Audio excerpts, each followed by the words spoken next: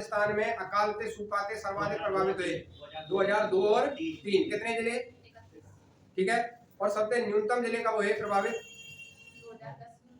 कब हुए भाई साहब, सबसे कम जिले सूखाते प्रभावित हुए, ठीक है। मैंने पूरी छोटी सी टेबल बनवाई बात ना, याद हो तो। हाँ, निम्नलिखित में से कौन सा कारण राजस्थान में मरुस्थलीकरण का नहीं है। मरुस्थलीकरण का मतलब है मरुस्थल को आगे बढ़ना, मरुस्थल को विस्तार होना, ठीक है। या मरुस्थलीकरण की जगह पे दूसरा शब्द भी आ सके है, मरुस्थल का मार्च, ठीक है। आपने पुलिस की मार्च देखी है ना, मार्च को मतलब कि जब पुलिस वाले आगे बढ़े हैं ना, जब कहते हैं कि साहब कोई भी मेलो त्योहार लगे कि कायरो साहब पुलिस को मार्च है रोए बोले ना, तो ऐसे ही हमारे मरुस्थल को जब आगे बढ़ना ही का कहलावे मरुस्थल को मार्च या मरुस्थलीकरण। अब यहाँ मैं पूछ रहा हूँ कि कौन सा कारण ऐसा जो मरुस्थल के विस्तार है होने को नहीं है, तो कौन सा बता भाई। वनोन्मूलन, अगर हम वनन्य काटेंगे तो मरुस्थल में विस्तार होगा या नहीं होगा, होगा नहीं होगा, होगा साहब। वायु अपर्दन, हिसाब जो वायु है जो मिट्टी है एक जगह से दूसरी जगह उड़ा उड़ा के ले जा रही है, या के द्वारा हम एक जो रेगिस्तान का निर्माण होगा नहीं होगा, ठीक है, या के कारण भी होगा। सौर ऊर्जा उत्पादन, हिसाब अगर हमें जो सूर्य की जो लाइट रोशनी है वहां अगर हम बिजली का उत्पादन कर रहे हैं तो वहां कोई मरुस्थलीकरण को कोई लिंक है का भाई। अगर हम अपने घर की छत पे सोलर प्लेट लगा लें तो वहां कोई मरुस्थल बढ़ रहा है, मरुस्थल बढ़ेगा का सोलर प्लेट से नहीं बढ़ेगा ना। और अगला का आया हमें जल प्लावन। जल प्लावन का मतलब ये है कि एक कहने का मतलब ये है कि जैसे बाढ़, समझ में आई, एक संग बाढ़ आवेगा, वो बाढ़ है का एक स्थायी तो ना है कि 2 साल 3 साल आवे, पर बाढ़ का आग्रह कि सबरी मिट्टी ले जाके एक जगह से दूसरी जगह पे छोड़ दे, ठीक है। फिर वहां का होगा वो पानी सूख जाएगा, और जब वो पानी सूख जाएगा तो फिर काय को मरुस्थल को कहा जाएगा वहां आबाद, जैसे पश्चिम मरुस्थल है वहां बाढ़ आ जाए, समझ रहे हो आप। तो बाढ़ आने के कारण जो पश्चिम मरुस्थल की जो मिट्टी है जहां जहां बाढ़ आएगी वो आगे के जहां जहां को ढलान होगा उधर की साइड बढ़ जाएगी, समझ रहे हो। कि अगर बाढ़ आई और वहां को ढलान अगर ऊपर से नीचे की ओर है तो मिट्टी नीचे संग पानी के साथ बहेगी, अब वो बहती बहती कहीं आगे गई तो जाएगी, आगे की तो जाएगी, तो आगे की जाएगी तो विस्तार ही तो होगा, ठीक है। तो यहाँ में तो कौन सा कारण है मरुस्थलीकरण को, सौर ऊर्जा उत्पादन, ठीक है। राजस्थान में अकाल का प्राकृतिक कारण क्या है, प्रकृति के द्वारा जो अकाल पड़ेगा वो कारण बताओ भाई। मरुस्थलीकरण ये सब प्रकृति की देन है, बाढ़ प्रकृति की देन है, ठीक है, हवा प्रकृति की देन है, ठीक है। एक हमारा हस्तक्षेप तो वनोन्मूलन में है सके, ठीक है भाई। मानव तो मरुस्थलीकरण में जो योगदान दे सके वनोन्मूलन में तो दे सके कि साहब हम अपने आधार पे वनन्य काट सके, आदमी अपने आधार पे बाढ़ थोड़ी ला सके, हवा थोड़ी चला सके, ठीक है। तो यहाँ में यही पूछो है कि प्रकृति के द्वारा जो प्राकृतिक कारण पूछो कि साहब अकाल पड़ने की, और जब कहीं रेगिस्तान होगा तो वहां अकाल पड़ेगा ही पड़ेगा, सीधी सीधी बात है। तो यहाँ में कारण देखो, मरुस्थलीकरण बिल्कुल साहब अकाल पड़ने को कारण है, क्योंकि जहां मरुस्थल होगा वहां खेती बाड़ी नहीं होगी, और खेती बाड़ी नहीं होगी तो वहां क्या होगा, ऑटोमेटिक अकाल पड़ेगा, ठीक है। दूसरा कारण वर्षा की अपर्याप्तता या अनियमितता, मतलब बरसात को कोई भी लिमिट नहीं है, क्या तो साहब है तो है जा और क्या बिल्कुल नहीं हो, समझ में आई, कोई लिमिट नहीं है, एरिया तो एरिया ना एरिया तो बिल्कुल नहीं है रही है, क्या तो एक संग ज्यादा एरिया क्या बिल्कुल ही नहीं है रही है। कहने का मतलब यहाँ कोई निश्चित नहीं है कि वर्षा साहब होगी तो होगी, क्या तो सूख कोई पड़ जा, तो ये भी कारण है। और ये वर्षा कौन के हाथ में, प्रकृति के हाथ में, मरुस्थल कौन के हाथ में, प्रकृति के हाथ में। उच्च तापमान, समझ रहे हो, अगर जहाँ पेड़ पौधे नहीं होंगे उस जगह मरुस्थल होगी, ठीक है। और जहाँ पेड़ पौधे नहीं होंगे तो वहां आर्द्रता में कमी होगी। आर्द्रता का मतलब है जो हमारी हवा है ना, या हवा में जो पानी की मात्रा ही हम के नाम से जाने, आर्द्रता के नाम से जाने। जैसे हम कभी भी सब्जी वब्जी बनावे तो कर में तो जो भापने करे का है, अगर हम वहां के ऊपर कोई प्लेट लगा दे तो पानी मिलेगा ना, ठीक है। अगर प्लेट नहीं लगा में आपका जो खाना बना रहे हो और भाप अगर हम कहीं रोके तो पानी बन जाए, तो हमने देखे हो तो, ठीक है। अगर हम वहां नहीं रोके तो यही वायुमंडल में घूम तो रहे, और वही जो पानी है क्योंकि पानी है वहां अंदर, यही पानी का कहलावे आर्द्रता कहलावे। अब यह चीजें याद रखियो कि जब पेड़ पौधे जहां कम रहे का है वहां आर्द्रता में कमी पाई जाए, ठीक है। ज्यादा जगह पे पेड़ पौधे ज्यादा रहे वहां आर्द्रता कैसी रहे, ज्यादा रहे, क्योंकि वहां हवा को ठहराव ज्यादा रहे, ठीक है। और जब पेड़ पौधे नहीं है वहां हवा को ठहराव नहीं है, हवा सीधी निकल रही है, ठीक है। वहां की वहां में का पावे आर्द्रता कम पावे, और जब आर्द्रता कम पावेगो तो वहां को तापमान ऑटोमेटिक का पावेगो ज्यादा पाएगो। तापमान कैसे पाएगो, ज्यादा पाएगो। तो यहाँ मरुस्थल में अगर आप राजस्थान के पश्चिम साइड में जाओगे तो आपको यहाँ की तुलना में ज्यादा गर्मी देखने को मिलेगी, क्यों, क्योंकि वहां साहब पेड़ पौधे नहीं है, पेड़ पौधे नहीं है तो आर्द्रता भी बहुत कम है, आर्द्रता बहुत कम है तो वर्षा भी बहुत कम हुई, ठीक है। ये कारण है साहब के अकाल के कारण है, और उच्च तापमान। उच्च तापमान, एक उच्च तापमान में याद रखियो, उच्च तापमान सदैव तापमान वायु दाब को कार्य विपरीत रहे। वायु दाब कहते रहे कि जो हमारी सतह है, सतह पर वायु के द्वारा जो प्रेशर लगे, जो दाब लगे, वही काके हम वायु दाब। पर वायु दाब तापमान को विपरीत रहे, या को कहने का मतलब क्या कह रहा हूं मैं कि जहां तापमान अधिक होगो वहां वायु दाब कैसे होगो, कम होगो। समझ में आई? और जहां सा तापमान कम होगो वहां वायु दाब कैसे होगो, अधिक होगो। समझ में आई? कि साहब विपरीत है दोनों। अगर वायु दाब अधिक है तो तापमान कम है। अब थोड़ा सा चीजें ने सोचो कि गर्मी के दिनों में पश्चिम राजस्थान में जो हमारा पश्चिम मरुस्थल है, वहां तापमान कैसा रहे, ज्यादा रहे। तापमान ज्यादा रहेगो तो वायु दाब को मान कैसा हो जाएगो, कम हो जाएगो। तो हमारे पश्चिम मरुस्थल में गर्मी के दिन में निम्न वायु दाब के केंद्र बने। अब निम्न वायु दाब के केंद्र और उच्च वायु दाब के केंद्र हमारे नहीं है, का फायदामंद है। तो सुनो कि सदैव वायु सदैव उच्च वायु दाब से निम्न वायु दाब की तरफ का ओर प्रवाहित हुए। समझ भाई? जहां उच्च वायु दाब है वहां की ओर से निम्न वायु दाब की तरफ का ओर वायु को प्रवाह हुए। ठीक है, इधर से बह के इधर की साइड आवे। तो दो समुद्र है जो हमारे भारत के नीचे हैं, वहां का रहे गर्मी कम रहे, और गर्मी कम रहे जहां तापमान कम रहे तो वहां वायु दाब कैसा रहे, अधिक। देखो जून के महीना की तुलना करो, अपने यहाँ जून के महीना में मरुस्थल में गर्मी ज्यादा है तो मत वायु दाब कैसा है, कम है।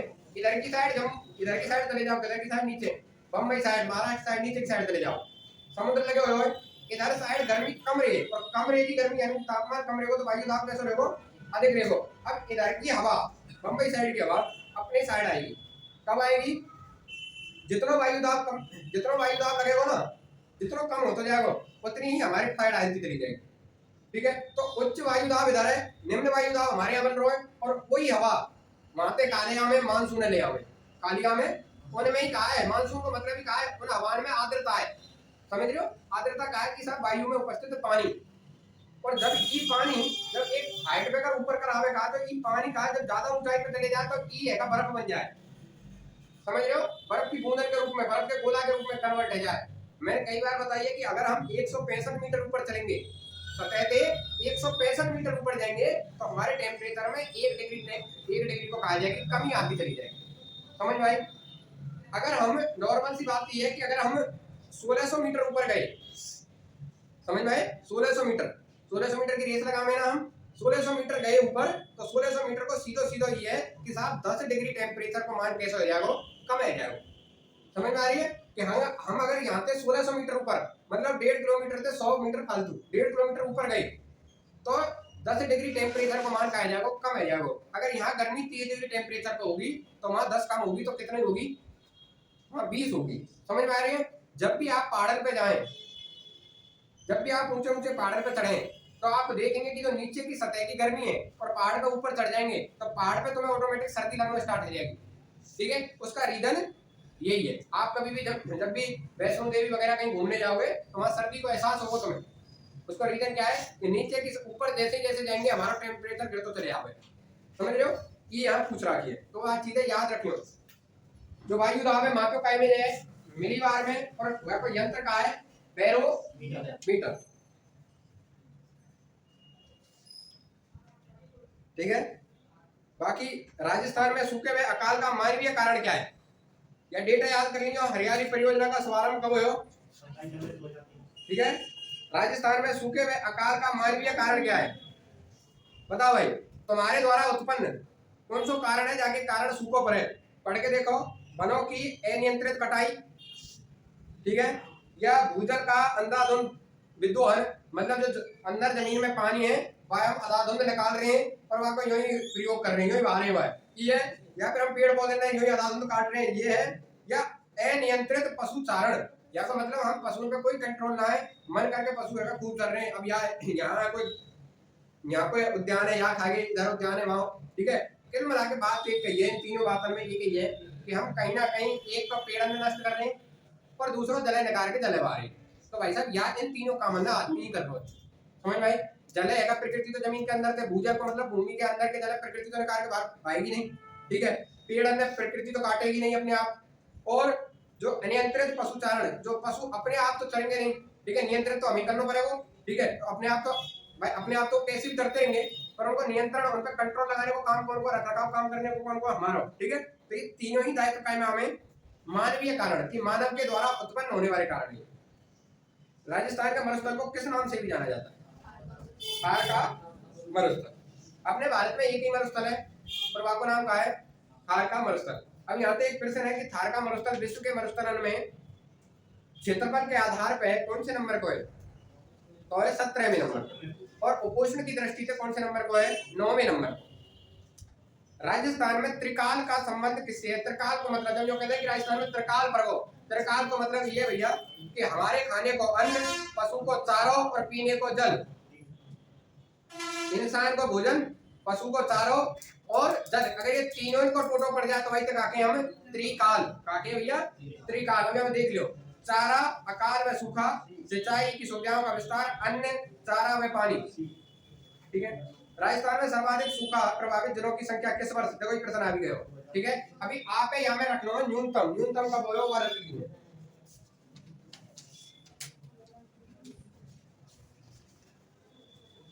अब यहाँ लिखा रहा भाई अपवाद तंत्र की झीलें। घर जाके पढ़ो, थोड़ा सा प्रैक्टिस करो। ठीक है। कॉपी में सब लिखा रहा है, उन्हें पढ़ो थोड़ा सा, जाते नंबर आमे तुम्हारे। और हिंदी की जो पीडीएफ है वो पढ़ लो, शब्द सूची और उन्हें। त्रिवेणी संगम मैंने 3-4 संगम बताए हैं। 3 संगम बनास नदी पे, 1 चंबल नदी पे। 3 संगम बनास नदी पे, 1 चंबल नदी पे और 1 माही नदी पे। 5 संगम है, पांचों की पांचों संगम मैंने याद कर लियो और पांचों की पांचों संगम मैंने एक बार दोबारा लिख लियो। कौन कौन से संगम है, उनको जगह कौन कौन सी है याद रख लेना। एक तो प्रश्न आ ही जाएगा तुम्हारे संगम से। कौन कौन से संगम है भैया? एक तो चंबल पे, एक माही पे और 3 बनास पे। चंबल पे कौन सा है? चंबल नदी को संगम कौन सा है? चंबल प्लस में बनास और चंबल, बनास और सी। जगह कौन सी है? रामेश्वर घाट, सवाई माधो, सवाई माधो याद रखिए। एक है माही नदी पे, ठीक है, माही नदी पे कैसे लिखेंगे ऐसा? सो माही प्लस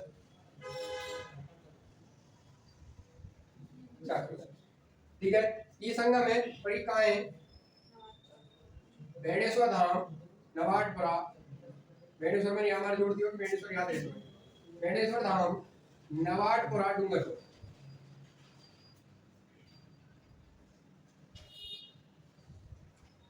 ठीक है। 2-3 चीज याद रखियो। जाखम नदी पे राजस्थान का सबसे ऊंचा बांध पावे, जहाँ नाम जाखम बांध है और जो कि प्रतापगढ़ में स्थित है। ठीक है। सोम नदी पे 2-3 परियोजना चल रही हैं। सोम कागदर परियोजना, सोम अमला कंबा परियोजना। और परियोजना ने याद रखियो, सोम कागदर परियोजना को नाम देके पूछेंगे कि कौन से जिले में है, तो उदयपुर जिले में। सोम कमला अंबा परियोजना की पूछेगा कौन से जिले में है, तो पड़ते में डूंगरपुर जिले में। ठीक है। ऐसे ही माही नदी राजस्थान की दक्षिण या आदिवासियों की गंगा, या राजस्थान की दक्षिण की गंगा या कांठल की गंगा। अगर प्रश्न आ जाए तो कौन सी? या नदी पे एक बांध है जो कि राजस्थान को सबसे बड़ा बांध है, जहाँ माही बजाज सागर बांध के नाम से जाने, जबकि जो हाइट है लंबाई है वो 3109 मीटर है। ठीक है। राजस्थान का सबसे लंबा बांध है, कहाँ है भैया? माही नदी पे। ठीक है। या माही नदी पे या बांध पे बिजली का उत्पादन किया जा रहा है और बिजली का उत्पादन करने के कारण 2 राज्य, एक राजस्थान है और दूसरा कौन सा है? कौन सा भैया बताओ? गुजरात। दोनों को काय हमें पैसा लग रहा है और दोनों को कितना कितना पैसा लग रहा है? हमें कितना कितना लग रहा है भैया? राजस्थान को कितना लग रहा है बताओ? राजस्थान को लग रहा है 45%, जबकि गुजरात को लग रहा है हमें 55%। मतलब अगर 100 रुपया लग रही है यहाँ पे, ठीक है, तो 55 रुपया कौन दे रहे हो? गुजरात गवर्नमेंट दे रही है। और 45 रुपया कौन दे रहा है? ये लग का नहीं रहे हैं कि यह बांध के रख रखाव और यह बांध पे जो बिजली उत्पादन करने में जो खर्चा आ रहा है वाकई नहीं है, पर यह बांध से जो जितनी भी बिजली का उत्पादन है वो की 100% मतलब पूरी की पूरी ले कौन रहे हो? यही प्रश्न आवे। ठीक है। एक ऐसे ही चंबल नदी पे एक परियोजना चल रही है जो कि चंबल और जो कि राजस्थान और मध्य प्रदेश की है, राजस्थान प्लस मध्य प्रदेश की है। और ये कितने कितने परसेंट है? 50% देखो मतलब ये है कि यहाँ पे जो चंबल पे जो परियोजना चलाई जा रही है, 3 बांधन पे जो बिजली उत्पन्न हो रहा है, उनको कितना कितना 50 रुपया अगर एमपी दे रही है तो 50 रुपया अपने यहाँ दे रहे हैं। ठीक है। और जब इनकी बिजली का उत्पादन है टोटल, तो बिजली भी कैसे बट रही है? आधी इधर है और आधी इधर है। आधी बिजली गुजरात मध्य प्रदेश ले रही है और आधी बिजली कौन ले रही है, राजस्थान गवर्नमेंट ले रही है। इन चीजें नहीं याद रखिए। एक ये है वो भैया, एक ये है वो पड़ोसी का बेंडेश्वर धाम में याद रखियो। बेंडेश्वर धाम की स्थापना कौन ने करी, संत मावजी ने। और संत मावजी के जो ग्रंथ हैं उन्हें क्या नाम से जाने हैं, चोपड़ा के नाम से जाने हैं। ठीक है, इन्हें याद कर लीजिए। और यहाँ बेंडेश्वर धाम पे जाकी जो मूर्ति है, जो मंदिर है, यहाँ में शिव जी की कापा है शिवलिंग पाई जाए। और शिवलिंग कैसी है, खंडित है, मतलब टूटी हुई शिवलिंग। तो यहाँ पे प्रश्न आवे कि राजस्थान क्या पूरे भारत में ऐसा कौन सा मंदिर है जहाँ पे खंडित शिवलिंग की पूजा करी जाए। तो खंडित शिवलिंग की पूजा कहाँ करी जाए, बेंडेश्वर धाम नवाडपुरा डूंगरपुर में। ये हम यहाँ एक मेलो लगे, और मेलो कब लगे, माघ पूर्णिमा के दिन। माघ को महीना आवे, माघ को महीना बोले जाते, माघ की पूर्णिमा पे एक मेलो लगे। और यहाँ मेले में सर्वाधिक आदिवासी जनता कहा जाए, मेले देखने के जाए। क्यों, क्योंकि ये जो डूंगर पर बांसवाड़ा है, ये ऐसा एरिया है जहाँ भील जनजाति, गरासिया जनजाति, कथौड़ी जनजाति, ऐसी जनजाति सर्वाधिक मात्रा में पाई जाए। और वही यहाँ मेले में काले हिस्सा ले। तो इस कारण इस मेले को आदिवासियों का कुंभ भी कही जाए। क्या कही जाए, आदिवासियों को कुंभ भी कही जाए। अपने यहाँ कुंभ 12 साल में भरे। अभी नवीनतम कब भर के गए हो, पिछलो ही अपना इलाहाबाद या प्रयागराज में भर के गए हो ना। ठीक है, हर प्रत्येक 12 साल में भारत के 4 स्थानों पे का हुए कुंभ को आयोजन कराया जाए। समझ में आ रही है। ठीक है, एक रे कुंभ, एक रे अर्ध कुंभ। अर्ध कुंभ को मतलब है 6 साल में, समझ में आई। और महाकुंभ को मतलब रे 12 साल में। और ये तो जब कौन सा कुंभ जो 144 साल में लगे जाके। ठीक है, जब 12 कुंभ पूरे हो जाए तब ये कुंभ लगे हो। वही तो हमने अपनी बार यहाँ तक आ गई महाकुंभ कही जाते। ठीक है, कुंभ रे एक अर्ध कुंभ रे और एक महाकुंभ रे। अर्ध कुंभ 6 साल में, कुंभ 12 साल में, और महाकुंभ जब 12 कुंभ पूरे हो जाए, मतलब एक कुंभ होने में कितना साल लगे, एक कुंभ 12 साल में होगा। ठीक है, जब 12 कुंभ हो जाए तो 12 को स्क्वायर 144 साल, मतलब 144 साल बाद जब अब यहाँ के साल आपको जो कुंभ लगे है, यहाँ के 144 साल बाद जो कुंभ लगेगा तो आपको नाम महाकुंभ पड़ेगा, कारण कह जाएगा महाकुंभ। ठीक है, इन चीजें नहीं याद रखनी। ये दो है गई, एक 2 बनास की और है, 3 में तो एक तो बनास की यही गई, 2 बनास की और रह गई है। बनास की कौन कौन सी है, और 2 मुंडे और लिखी है। एक कौन सी है भाई, बनास, बेड़च और बनास, बेड़च और कौन कौन सी मिले, मैनाल नदी, मैनाल भीलवाड़ा से निकले। और ये मेले कौन सी लगे, मेले कौन सी लगे भैया, ये है बनास, बेड़च और मैनाल, तीनों नदियों का संगम भीलवाड़ा में कौन सी जगह पे है। मैंने तुम्हें एक जगह बता दिया है। ठीक है, कौन सी जगह, बेंगोल कोटा में है। कहाँ लगे भाई सब बताओ, दीगोल है, बिंगोल, बिंगोल तो कौन है, दीगोल। हाँ भाई साहब, कहाँ लगे, सेवा में कहाँ लगे, बिंगोल भीलवाड़ा। तो दीगोल है कोटा, बिंगोल भीलवाड़ा। ठीक है, एक और संगम रहेगा लास्ट, कौन सा है, खारी प्लस डाई और बनास। ये राजमहल और राजमहल चौक के ही पास बीसलपुर बांध है, जहाँ पर निर्माण 1989 के समथिंग करवाया। कौन सा बांध, बीसलपुर बांध। और बीसलपुर बांध का निर्माण कब कराया, 1988-89 में कराया। ठीक है, याद रखिए। और कभी बीसलपुर बांध पे प्रश्न आ जाए तो बीसलपुर एक कस्बा बसायो जो कि विग्रहराज चतुर्थ ने बसायो। जो चौहानन को एक शासक हुआ विग्रहराज चतुर्थ, जाने संस्कृत कंठाभरण नाम को एक पुस्तकालय भी बनवायो। एक है पढ़ने के लिए पाठशाला बनवाई, संस्कृत कंठाभरण। जब मोहम्मद गौरी के संग अलाउद्दीन कौन आया, मोहम्मद गौरी के संग कौन आया, कुतुबुद्दीन ऐबक। और कुतुबुद्दीन ऐबक ने आके वो संस्कृत कंठाभरण कि ऊपर की देखो ये क्या करते थे जो मुसलमान आवे का है, मुसलमान करते क्या थे कि पूरी बिल्डिंग है, मुसलमान आक्रांता क्या करते थे कि पूरी बिल्डिंग है, पूरी बिल्डिंग है देखा है कि साहब बहुत बढ़िया हिंदू राजा ने बहुत बढ़िया बिल्डिंग बनाई है, तो ये पूरी बिल्डिंग नहीं तोड़ते। ये क्या करे, और बिल्डिंग के जो ऊपर की जो 1-2 मंजिल रही ना, समझ रहे हो, ऊपर की 1-2 मंजिलें तोड़ दे और वहां एक ऐसा गुम्बद बना दे, गुम्बद टाइप आकृति दे दे। समझ में आई, तो मैं मुसलमानों की मस्जिद ने या फिर मुसलमानों की जितनी भी इमारत है या फिर हिंदुओं की जितनी भी इमारत है कैसे पहचाने? मुसलमानों की इमारत में तुम्हें गुंबद दिखे ना तो वो क्या करे, नीचे की तो उन्हें छोड़ दे, ऊपर की तो उन्हें तोड़ के गुंबद बना दे और झटवा को नाम अलग ही चेंज कर दे, और को नाम कर दे काय को कच्छ वाक कच्छ। ऐसे ही या को 2.5 दिन के भीतर इन्हें का कर दियो या के ऊपर के गुंबद तोड़ के अपनी मुस्लिम या मुगल शैली में का कर दियो, बनवा दिए। इस कारण आज भी ये है कहां तुम्हारे अजमेर में, और यह काय के नाम से जाने 2.5 दिन का झोपड़ा। ठीक है, काय नाम से जाने 2.5 दिन का झोपड़ा। और ये राजस्थान की पहली मस्जिद है, ये राजस्थान की क्या है पहली मस्जिद कि जो साहब संस्कृत पढ़ने के नहीं है, एक राजा ने बालकन के लिए एक विद्यालय खोलो, एक मुसलमान आक्रांत आवे और वो तोड़ पे क्या बना जाए मस्जिद को निर्माण कर जाए। ठीक है, अब यहाँ हर साल एक मेलो लगे। ठीक है, और कौन को मेलो लगे कोई बता सके? मुसलमानों को मेलो लगे, कांजी को मेलो लगे यहाँ। ठीक है, थोड़ा सा याद कर लीजिए। बताओ अगला प्रश्न है भाई, सांबर झील को रामसर साइट में शामिल कब करे हुए हो? 1981 में। कब करे हुए हो भैया सांबर का? सांबर 1990 में। ठीक है, सांबर कब करी गई? 1990 में। अब सांबर के अंदर 2-3 चीजें सांबर के अंदर सबरे सांबर में लिख लो। ठीक है, पहले तो सांबर दिवस को मनाया जाए, सांबर दिवस को मनाया जाए 2 फरवरी के। अपने यहाँ सांबर साइट कितनी है? राजस्थान में रामसर साइट कितनी है? सांबर नहीं, रामसर। रामसर दिवस कब मनाया जाए? ठीक है, 2 फरवरी के। राजस्थान में कितनी है? 4। कौन कौन सी है? 4 उन्हें याद रखनी इंपोर्टेंट है भाई, याद करनी है। एक कौन सी है सबसे पहले? केवला देव कंपनी। ठीक है, दूसरी सांबर कंपनी। ठीक है, तीसरी कौन सी है? किचन गांव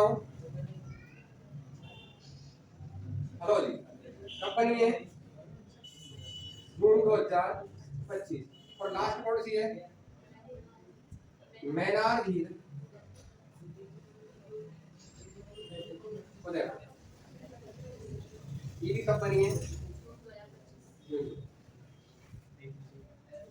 ठीक है, और एक बनाई गई है रामसर शहर। रामसर शहर को दर्जा कौन दिया हुआ है? इंपोर्टेंट कर लीजिए।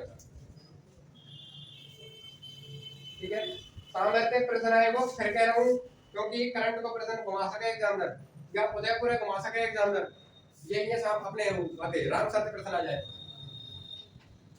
बताओ निम्नलिखित में से कौन सी झील खारे पानी से संबंधित है? कौन सी झील है भैया? काबोद झील। यहाँ में 100% का मिले NaCl। काबोद झील कौन से जिले में मिले? कौन से जिले में मिले? जैसलमेर। ठीक है, 3-4 झीलें मोस्ट इन 3-4 झीलें ने जरूर याद रखियो खारे पानी की। कौन कौन सी हैं? जैसे कि डीडवाना झील, कुचामन झील, पचपदरा झील, नवा झील और डीडवाना झील, सांबर झील। ये सब कैसी हैं? खारे पानी। तो एक साइड खारे पानी की झीलें डाल दो। ठीक है, कौन सी है? एक तो सांबर झील। ठीक है भैया, एक देखते चलो डीडवाना, नावा और काबुल, पचपदरा, रेवासा है का? हाँ, रेवासा कर लो। जेम्स टोड की बात पुस्तक में हो रही, रेवासा सीकर में वैसा प्रश्न आ जाए तो कर्नल टोड की पुस्तक में किस झील की चर्चा करी गई है? तो कौन सी को करी गई है? रेवासा सीकर की। पंचपदरा और ये कौन है? डीडवाना, कुचामन, ताल छापर सूरू की और भी है कोई? पड़ियारा में कोई रन है वैसे छोटा और तीन है। अच्छा, और कोई रही है? हलोदी ये 5-7 चीजें और। अब इनमें के भी 2-3 झील इंपोर्टेंट है। एक तो सांबर झील, ठीक है। सांबर झील है, सांबरा नमक मिले। यहाँ एक हिंदुस्तान साल्ट लिमिटेड को एक कारखाना चल रहा है, नाम है बोले भाई सांबर साल्ट लिमिटेड, जाको गठन कब करे हुए हो 1900 कब गठन करे हुए हो 1960, 1964, 1965, 1970। ठीक है, याद कर लेना कितनी तैयारी है तुम्हारी। ठीक है, सांबर सांबर को है याद रख लेना, यही का चलाई गई तुम्हारी। यहाँ की 2-3 विशेषताएं, अकबर की विवाहस्थली रही है, देवयानी। ठीक है, जाए आपके काई नाम से जाने हम, कुष्ठ निवारक, बच्चों की माता के नाम से भी जाने। ठीक है, महामाया के नाम से भी जाने। 2-3 चीजें याद रखिए। पंचपदरा कहाँ है? पंचपदरा बालोतरम क्यों विशेष है भैया? यहाँ का नंबर में कहाँ पाया जाए? NaCl कितना हो? ठीक है, कौन सी जाति है ना? और कौन सी झाड़ी है? मोरेल। ठीक है, मोरेल की झाड़ी से खारवाल जनजाति के लोग हैं, पंचपदरा से नमक निकाले। और कौन निकाल रहे हैं? राजस्थान साल्ट लिमिटेड, जो कि राजस्थान का उपक्रम है। और एक कौन सा है? डीड वाला है ना, डीड वाला, जाको नमक कैसे पावे? नमक में सल्फेट पावे, और जो कि कागज के उद्योग में, चमड़ा के उद्योग में सर्वाधिक यूज किया जाए। याद कर लीजिए। ठीक है, और तो कुछ हमें गजनेर झील है, राजस्थान को शुद्ध दर्पण कही जाए। इंपोर्टेंट लिखनी हो, पानी का शुद्ध दर्पण, बीकानेर में पानी का शुद्ध दर्पण। प्रश्न आ जाए कि राजस्थान की कौन सी ऐसी झील है, क्या पौने भीतर दर्द है खुद करो। ठीक है, प्रश्न आ जाए कि राजस्थान में कौन सी ऐसी झील है जहाँ को पानी सबसे शुद्ध मिले, तो गजनेर झील, बीकानेर। और यहाँ का उपनाम का है पानी का शुद्ध दर्पण, पानी का शुद्ध दर्पण। कनक सागर सबसे छोटी झील है, कहाँ है? अपने बूंदी में। कोलायत झील, कोलायत झील कहाँ है? और कायलाना झील कहाँ है? कोलायत झील पे एक चीज बामन में, एक तो काय के लिए प्रसिद्ध है, दीप महोत्सव में दीपदान के लिए प्रसिद्ध है। दूसरा बामन घाट है वहाँ। तीसरा जो कोलायत झील है, वहाँ के दर्शन कौन सी जनजाति ना करें? चारण जाति के लोग कोलायत झील का दर्शन नहीं करता। क्यों नहीं करता? उनकी जो कुल देवी है कौन? नक्की माता, नक्की माता नहीं हुई, करणी माता, जो विदेश में बीकानेर में मंदिर है उनको, उनके मैंने बताई तो मैं कि गोद लियो पुत्र डूब के हमें कहा जाए उनकी मृत्यु है गई। ठीक है, इस कारण चारण समाज के लोग इस झील को अशुभ मानते हैं। कौन सी झील है? कोलायत झील है, जो कि कौन से ऋषि की तपोस्थली भी रही है, कर्मस्थली भी रही है? कपिल मुनि की। और कपिल मुनि ने सांख्य दर्शन के प्रेरणा है। ठीक है, लिख दी मैंने। राजस्थान की कौन सी नदी? अर्जुन की गंगा। ठीक है, बाण गंगा। और बाण गंगा कहां से निकल रही है? बैराट की पहाड़ी। जिला कौन सा है? कोटपुतली, बहरोड। कौन सा जिला है? कोटपुतली, बहरोड। पर बाण गंगा नदी पे एक सभ्यता पाई गई है कोटपुतली, बहरोड में। कौन सी सभ्यता है वो? बैराट सभ्यता। और बैराट सभ्यता से बौद्ध धर्म के काम मिले, हमें साक्ष्य मिले। और बौद्ध धर्म की गुफाएं कहाँ मिली हैं? जिन्हें हम कोलवी की गुफाएं बोले, कहाँ मिली है वो? झालावाड़ में। कहाँ मिली है? झालावाड़ में। प्रश्न आ जाए कि बौद्ध धर्म की गुफाएं कहाँ पाई गई हैं, तो झालावाड़ में पाई गई हैं, जिन्हें हम कोलवी की गुफाएं के नाम से जाने। जबकि बौद्ध धर्म से संबंधित जो सभ्यता के अवशेष मिले, क्योंकि अशोक के अवलेख मिले वहां। ठीक है, तो कौन सी सभ्यता है? बैराट सभ्यता। और यह अर्जुन या बाणगंगा के कई नाम है, या रुंडित नदी भी बोले। रुंडित का मतलब चलती चलती आगे विलुप्त है जाए। ठीक है, कहीं खो जाए, तो यह इस कारण से रुंडित नदी के नाम से भी जाने। एकमात्र नदी जो लूणी में दाईं ओर से मिलती है, ठीक है, जोजड़ी नदी है, एकमात्र है, जो कि पादरला गांव नागौर से जाकर उद्गम हुआ है। जोजड़ी नदी की मैंने कई बार बात बताई तुम्हें, जोजड़ी नदी। बाकी सब कैसे याद करनी है? जहाँ नदी के पीछे डीडीडी आ जाए, सब लूणी नदी की सहायक नदी है, समझ रहे हो? बस एक नदी लीलड़ी नदी है छोड़ के, क्योंकि लीलड़ी नदी कौन की है? पश्चिमी बनास की। ठीक है, कौन सी है? कौन सी है? हाँ, तो कुकड़ी नदी है छोड़ के, है ना? लीलड़ी इमीडिएटली सुकड़ी का है, कुकड़ी नदी है छोड़ के। कुकड़ी है पश्चिम बनास की।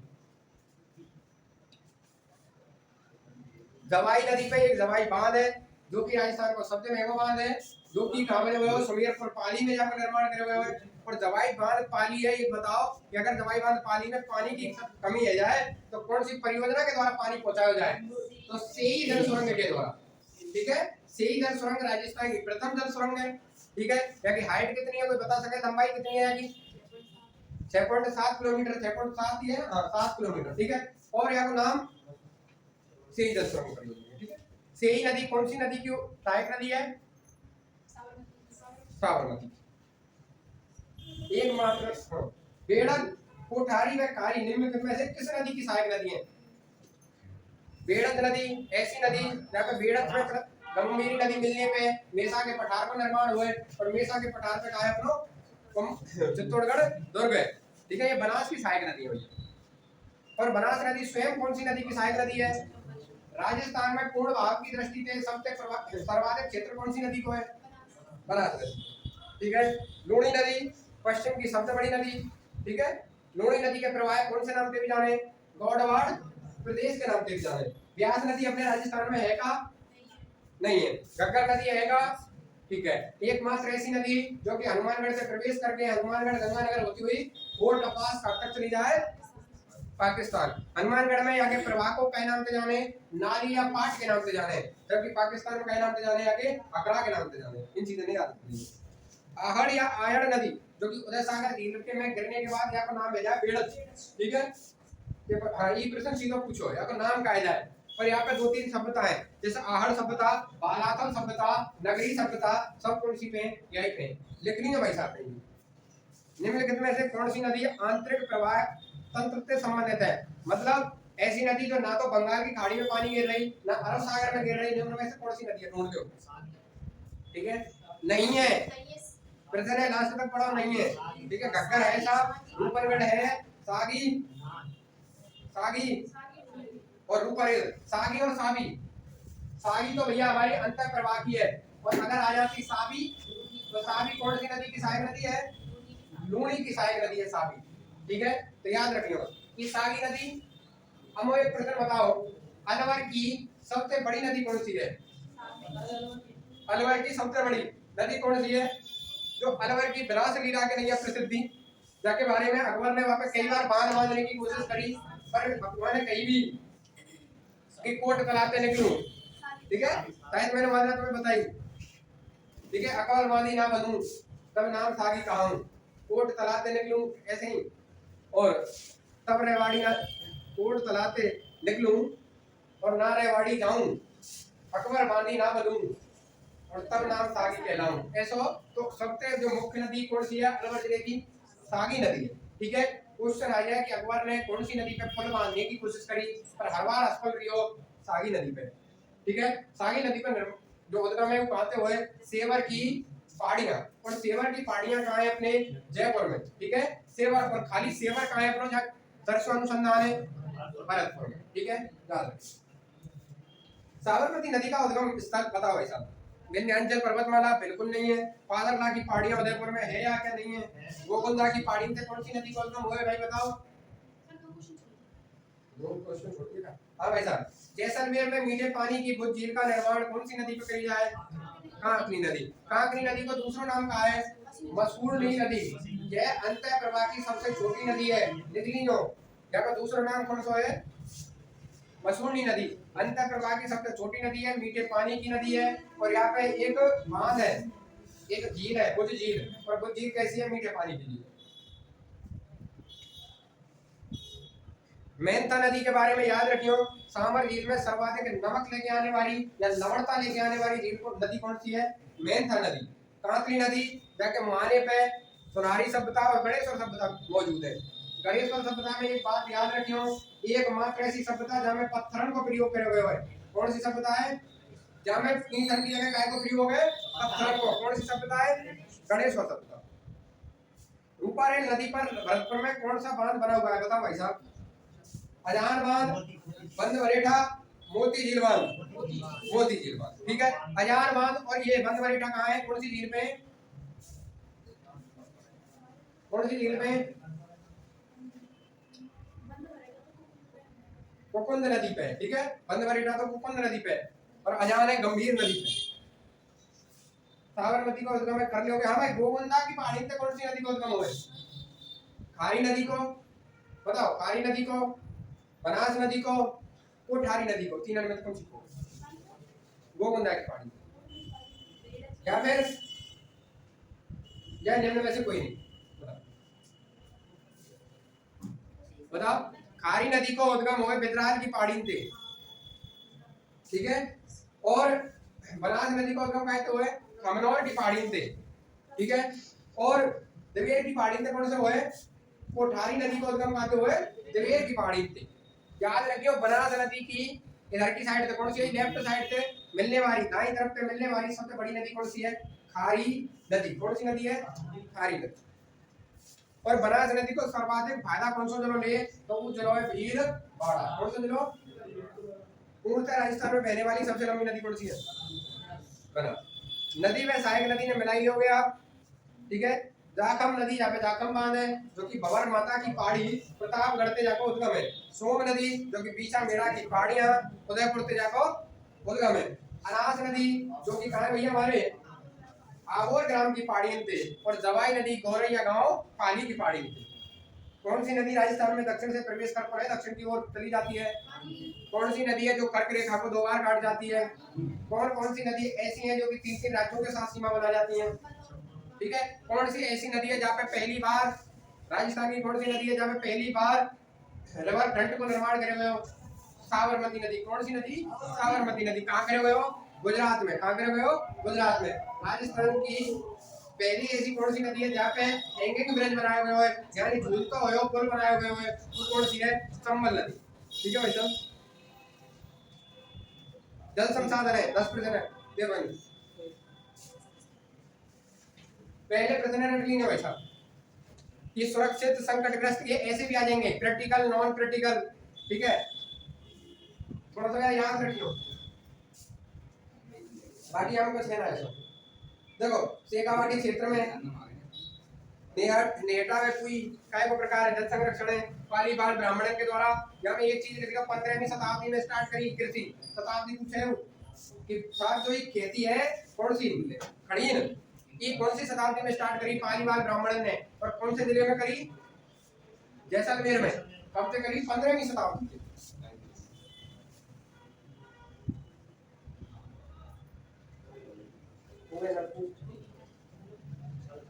एक यहाँ प्रश्न है 9 में, अटल भूजल योजना। इंपोर्टेंट कर लेंगे भाई साहब, अटल भूजल योजना जो कि 2020 की है। ठीक है, क्या इंपोर्टेंट कर लेंगे हो कि भारत सरकार की है, 7 राज्यों में चल रही है, जहाँ में तो एक अपना राजस्थान भी है। और यह अटल भूजल को मतलब क्या है, जो जमीन के अंदर भूजल को स्तर गिरता जा रहा है, बाकी संरक्षण के नहीं बताई जा रही है। और घर में जो जल के संरक्षण के नहीं है, हम जो खुला में काम करते हम टाका टाका काय ते टैंक पे ही टाका के। अच्छा, बहुत ही अच्छी बात है। जलवायु नकार छठ में, अरे 15 प्रश्न है और रिवीजन करो डेली। ठीक है, इन प्रश्न में तो लिखो, रिवीजन करो जाते फिर मैं तुम्हें पॉलिटी करवाऊं, हिंदी करवाऊं, नंबर ना चाहिए तुम्हें, लगवाना है ऐसे ही पढ़ते रहोगे का, जीवन भर निकाल दोगे का। हाँ भाई पढ़ना है, मेहनत करो, सिर पे पेपर है 19 तारीख। जो देखो कि हमें एका 2026 में नौकरी लेनी है, जो देखो बस इतना सोचो कि जानना हमारी जनवरी 2026 जनवरी हम मनाएंगे, हम हाथ में 30-32 हजार आएंगे, जब हमारे सपने कैसे होंगे। ठीक है, 54 जब याद रहा 52-53 हजार वाला कहेगा नियुक्ति पत्र लेंगे ना, गदर मच जाएगा फेसबुक पे, इतनी शुभकामनाएं और बधाई आएंगी। समझ में आ रहे, ऐसा एक व्हाट्सएप और ना बचा हो जहाँ तुम्हारा खून ना भूजा। 4-5 दिन तो अगले 1 महीना तो तुम्हें बंद करना पड़ जाएगा। जिनने खेत में माटी डाली होगी वो भी सिलेक्शन वाले होंगे, समझ रहे हो। अब तुम्हारे पास इतना पैसा हो या लिंक जुगाड़ हो तो देख लो, या फिर तुम्हारे पास तो एक ही काम है, मेहनत। समझ में आई, पैसा से लगने वाला हो एक स्थायी नौकरी लिए, वो 4th ग्रेड में लगो तो जीवन भर 4th ग्रेड में ही रहेगा, और जो मेहनत करके लगेगा वो छोटी नौकरी से बड़े शिखर तक पहुंचे। हमेशा याद रखियो, समझ रहे हो। तो आज 4th ग्रेड में तो मैं कहता हूँ कोई है फर्स्ट ग्रेड टीचर मिले, कहता हूँ कोई तुम्हें असिस्टेंट प्रोफेसर मिले, तो कोई आरएएस अधिकारी मिले। हमेशा याद रखो, मेहनत के आगे पैसा कभी भी काम नहीं चले भाई साहब। मेहनत करो और खुद टाइम दोगे। अब आज है, अब 19-20 दिन ही बचे हैं, जो मान लो बस 20 दिन को खेल है, और तुम सिलेक्शन के प्रोसेस की दौड़ में हो। अगर तुम 2-2 4 नंबर से आगे पीछे रुकेंगे, बहुत से जैसे हम बीएसटीसी में रुके कहा है, समझ में आए, तब तुम्हें दर्द का एहसास होगा। हिसाब हम अगर नए पर छलांग लगा लेते तो हम आर पार जाते, समझ रहे हो। और राजस्थान में कहीं भर्ती की तुम अपेक्षा मत करियो, आने के तो और आएंगी, अपेक्षा मत करियो, अपेक्षा नहीं। ठीक है, आने के तो और आएंगी, समझ रहे हो, भर्ती तो और आएंगी। पर तुम सोचो कि भर्ती और आएंगी, नए बालक और भी तो आ रहे हैं, बेरोजगारी बालकों की भर्ती तो जा रही है, कंपटीशन को तुमसे लेवल बढ़ेगा ही तो सही, घटेगा थोड़ी। तो तुम्हें तो मौके पे चौक लगा रहे हो, तुम्हारी भी जो सोचो, हमारी तो किस्मत इतनी बढ़िया है कि हमारे साथ राजस्थान के इतिहास में पहले ही इतनी बड़ी भर्ती आई पाई है हमें। तो कोशिश करो, मेहनत करो। अब तुम अगर 19-20 दिन घर जाके 19-19 10-10 15-15 घंटा भी ले लेंगे तो कुछ ना है भैया, अगले 60 साल तक मौजे ही मौजे, समझ रहे हो? मतलब जीवन में दिखते थे उसको नौनी स्टार्ट करेंगे। जलवायु देखो, हवा के साथ तापमान में परिवर्तन और वर्षा का होना कहलाता है, ठीक है। मानसून में एक चीज याद रखो, अगर क्षणिक अवस्था है, क्षण भर में बदल रहा है, तो बातें हम कहेंगे मौसम, समझ रहे हो कि अब हवा साथ धूप निकल रही है, नहीं देर पीछे सीधा कह जाएगी, क्या तक आके हैं हम मौसम। अगर ये चीज महीना में बदल रही हो कि सब अब एक गर्मी चल रही है, अब सर्दी चल रही है, अब बरसात, तो बातें का कहलावे ऋतु, समझ में आई? हिसाब जो वायुमंडल की अगर महीना की अवस्था तो कहलावे ऋतु, और क्षणिक अवस्था पल भर की अवस्था का कहलावे मौसम। पर यहाँ एक चीज है, कहा जलवायु, जलवायु कहते हैं जलवायु, जलवायु का मतलब है कि राजस्थान को जो पूरा जो आज की व्यवस्था है, आज यहाँ साहब 57% बरसात है रही है, या फिर इतनी सूखे की स्थिति है, इतनी खेती की स्थिति है, आज के 30 साल बाद तुलना करी जाएगी कि 2025 में और आज के 30 साल बाद कब होंगे, 2025 में कब होंगे, 30 साल जोड़ो कब होंगे, 55 में। और 55 में जब एक आंकलन लेकर के आवेगो कि 25, 26, 27, 28 में बढ़ोतरी हुई है या कमी हुई है, और कौन कौन सीजन में कमी हुई है, कि साहब तापमान में, आर्द्रता में, इनमें कमी हुई है, इनमें बढ़ोतरी हुई है, वर्षा में बढ़ोतरी हुई है। पर वो चीज जो परिवर्तन है 30 साल में जो परिवर्तन होता है वह औसत का कहलावे जलवायु, ठीक है। तो यहाँ एक ही लाइन आएगी, 30 साल है, याद रखियो, 30 साल आते ही जलवायु पर टिक करियो, खाली यूं कहते हैं ना दीर्घकाल की अवस्था, ठीक है। तो दीर्घकाल की अवस्था नहीं सब, 30 साल की औसत दीर्घकाल की अवस्था, ठीक है। 30 साल में जो बदलाव आवे वो हम कहेंगे जलवायु। पहला प्रश्न आवे कि जो मौसम शब्द है कौन सी भाषा को शब्द है, अरबी भाषा को शब्द है, लिख लीजिए कौन सी भाषा को शब्द है, अरबी भाषा को। और आगे चलो, और मानसून का अर्थ क्या है, पवनों की दिशा, पवनों की दिशा। और मानसून को सर्वप्रथम अध्ययन कौन ने करो, अल मसूरदी ने, कौन ने करो, अल मसूरदी ने। पवन की दिशा को मतलब ये है कि साहब पवन 6 महीना तो जमीन पे समुद्र की ओर और 6 महीना समुद्र से जमीन की ओर। क्या का मतलब है कि 6 महीना तो हम जैसे राजस्थान है, इधर महाराष्ट्र साइड जा रही है हवा, बम्बई साइड, और 6 महीना बम्बई साइड से हमारी साइड आ रही है। जब ऊपर से है ना, हम भी तो ऊपर से आ रही हुई, यही तो आ रही हुई, जब उत्तर से दक्षिण में आएंगी तो ऊपर है बर्फ, समझ लो, ऊपर का है बर्फ, और वहां से हवा टकराएंगी, तो वहां से जब हवा टकराएंगी तो अपने यहाँ की हवा की तो कैसी आएंगी, गर्म आएंगी या ठंडी आएंगी, ठंडी आएंगी, तो अपने यहाँ आ जाएगी सर्दी आ जाएगी, शीत लहर बोले उनकी, समझ में आई। और जब नीचे से आएंगी जो 6 महीना वाली, तब हमारे का आएगा मस्क आएगा, क्योंकि वह टाइम पे हमारे यहाँ का होगी धूप होगी, गर्मी होगी, तो हमारे यहाँ का बढ़ेगी, मस्का बनेगा, और तभी अपने यहाँ का आएगी बरसात आएगी, समझ में आई। तो इन चीजें याद रखियो कि हमेशा जो हवा है, हवा की गति 6 महीना तो साहब स्थल से समुद्र की ओर और 6 महीना समुद्र से स्थल की ओर। सूदो प्रश्न है कि पवनों के चलने का सही क्रम है, उच्च वायु दाब से निम्न वायु दाब की ओर, ठीक है। पहले प्रश्न रहेगा, ठीक है, तो पकड़ लीजिए भाई, या निम्न वायु दाब से उच्च वायु, यही मेरे ग्रीन हो, सदैव वायु दाब तापमान के कैसे होगा, व्यतिक्रमानुपाती, मतलब विपरीत होगा, सदैव का होगा विपरीत होगा, जहां वायु दाब अधिक वहां तापमान कम, जहां तापमान ज्यादा वहां वायु दाब कम। राजस्थान में मानसून का सर्वाधिक ठहराव वाला स्थान, मतलब जहाँ ज्यादातर बेबस है वो जगह पूछ रहे हो, क्योंकि जहाँ ठहराव होगा वही ज्यादा बरसात होगी, तो कौन सा होगी स्थान पूछो, चलो स्थान कौन सा है, जिला पूछता तो झालावाड़, तो जिले के आगे जिले में ग्रीन जिला झालावाड़, स्थान माउंट आबू, और सबसे न्यूनतम जगह कौन सी है राजस्थान की जहाँ सबसे न्यूनतम बरसात हुए, सम तहसील जैसलमेर। राजस्थान को यहाँ लिखियो चूरू में, राजस्थान को सबसे ठंडो और राजस्थान को सबसे गर्म जिलो कौन सा है, चूरू। राजस्थान को सबसे ठंडो और राजस्थान को सबसे गर्म जिलो दोनों ही कहाँ है, चूरू, ठीक है। और चूरू में एक चीज और लिखी हो कि वार्षिक तापांतर, वार्षिक मतलब पूरे वर्ष में जो ताप में अंतर मिले का है वो सर्वाधिक कहाँ मिले हमारे चूरू में। और प्रश्न आ जाए कि दैनिक तापांतर मतलब डेली के तापमान में जो अंतर है कि सुबह तो शायद इतनी ठंड मौसम टाइम हो और बीच में कहा इतनी गर्मी पड़ी है और शाम के फिर सर्दी का मौसम है। यहाँ से दैनिक तापांतर जो सर्वाधिक पावे उपावे जैसलमेर में, जबकि वार्षिक तापांतर सर्वाधिक पावे कहाँ, चूरू में। लिख ली ना भाई साहब, ये छोटी छोटी सी चीज है जो तुम्हें गलत करवा देंगे वापस। सामान्यतः राजस्थान को कितने जलवायु क्षेत्रों में विभाजित किया गया है? बताओ भाई साहब, राजस्थान में कितने जलवायु में बांटा गया है? 5 जलवायु में। कौन कौन से? शुष्क, अर्ध शुष्क, उपाद्र, आर्द्र और अति आर्द्र। ठीक है, याद रखियो 0 से 20 सेंटीमीटर शुष्क, 20 से 40 अर्ध शुष्क, 40 से 60 उपाद्र। ठीक है, उप मतलब कम, आर्द्र मतलब आर्द्र से कम ऐसा। ठीक है, आर्द्र 60 से 80 और 80 से 120 या 150 के समथिंग चले जाए अति आर्द्र में। ठीक है, अति आर्द्र वाला अपना ई क्षेत्र है कौन सा? और यहाँ पे मैंने लिखा है जजो जयपुर समझो, मैंने बाद में लिखा भी है थोड़ा सा, मैं पढ़ा नहीं भाई नहीं। जजो जयपुर, ठीक है, बाद में बताई मैं। इधर को क्षेत्र है शुष्क, ठीक है, इधर को क्षेत्र है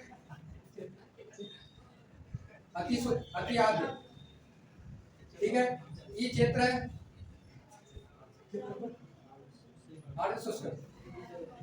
ठीक है, और ये आगे वाली टाइप है बीच में। ठीक है, ऐसी है उपाद्र। वास्तव में जो उपाद्र है ना, ये उपाद्र वाला हिस्सा है ऊपर ऊपर को। ठीक है, ये जो हिस्सा है ना नीचे को, यहाँ पर आप लिखो ये आ जाए काय में।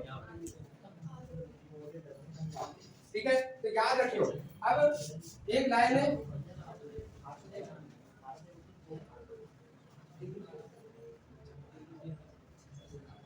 ठीक है, प्रतिनिधित्व करने वाले जिले यहाँ से जैसलमेर।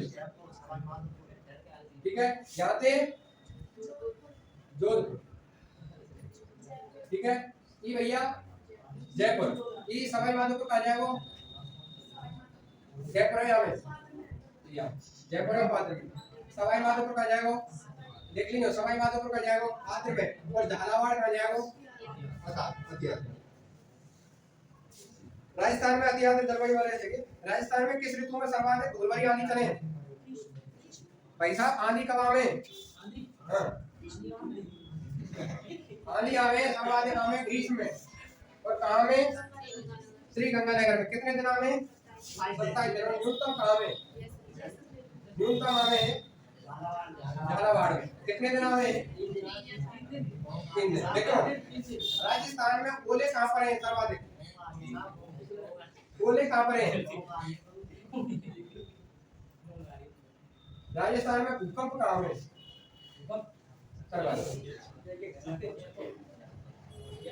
और ओले कहाँ है? ओले से जयपुर में। वैसे ओले नहीं पूछ सकते।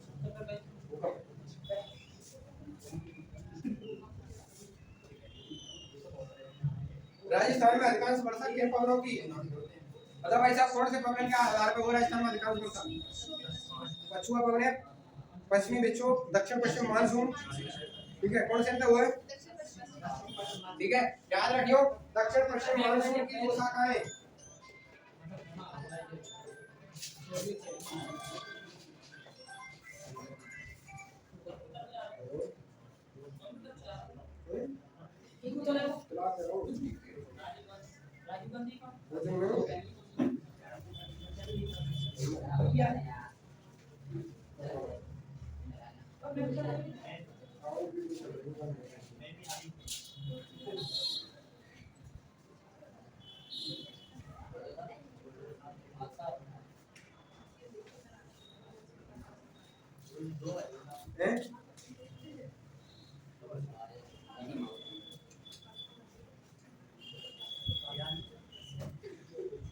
भाई साहब दक्षिण पश्चिम मानसून की अरब शाखा से कितनी बरसात हुए?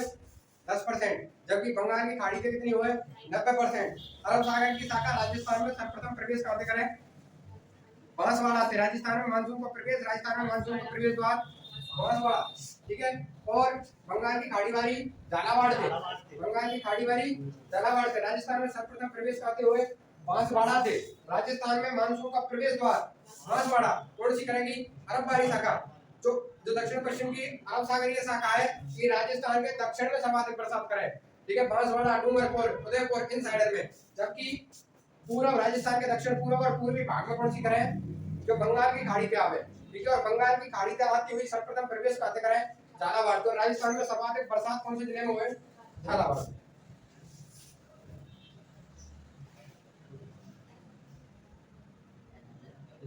पश्चिमी राजस्थान में उच्च तापांतर हेतु उत्तरदायी कारण क्या है भाई साहब बताओ।